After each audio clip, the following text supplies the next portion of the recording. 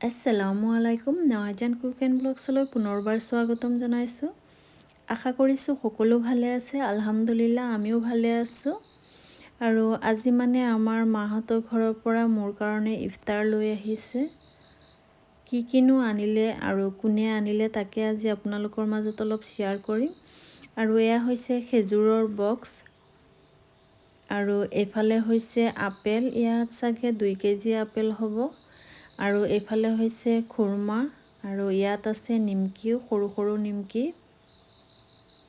আৰু ইয়াত আছে ডাঙৰ নিমকি।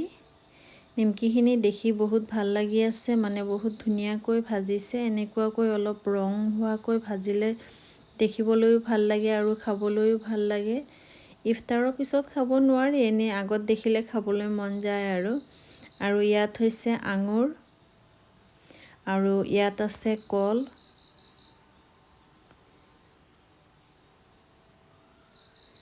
আৰু এইফালে হৈছে এয়া জেলেপি।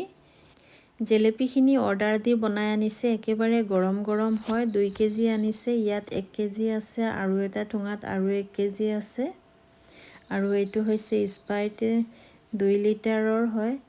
আৰু এয়া হৈছে ডালিম, এইফালে সৰু ভুজিয়া আৰু এয়া আকৌ মানে বেলেগ আৰু 1 কেজি জেলেপি ইয়াত আছে। বেছি আৰু একো নাই, এইখিনিয়ে আছিলে। যিয়ে নহওক আলহামদুলিল্লাহ। আৰু এইফালে আছে খেজুৰৰ বক্স। খেজুৰৰ বক্সটোত বহুত ধুনীয়াকৈ সজাই ৰাখিছে। খেজুৰখিনি দেখিবলৈ বহুত ভাল লাগিছে। আব্বাৰ ইন্তিকাল হোৱা 6 বছৰেই হ'ল। যিয়ে নহওক তথাপিও আমাৰ ডাঙৰ দাদাই মানে আজিলৈকে দি আহি আছে।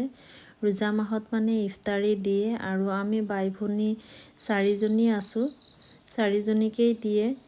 তেখেতে যেন আমাৰ বাবা নোহোৱাৰ পিছতো মানে ৰমজান মাহত খবৰ লয়, এইটোৱে বহুত ভাল লগা কথা।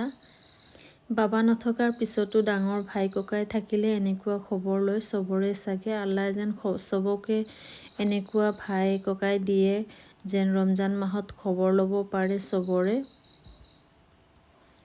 আৰু এতিয়া মই ইয়াত 2টা ডালিম লৈছোঁ, মানে ইফতাৰখিনি আনি দিয়াৰ পিছত এতিয়া সকলোকে ভগাই দিব লাগিব। পৰিয়ালৰ মানুহো আছে আৰু অলপ ওচৰ চুবুৰীয়াও আছে, তেওঁলোকক অলপ ঘৰে ঘৰে ভগাই দিব লাগিব।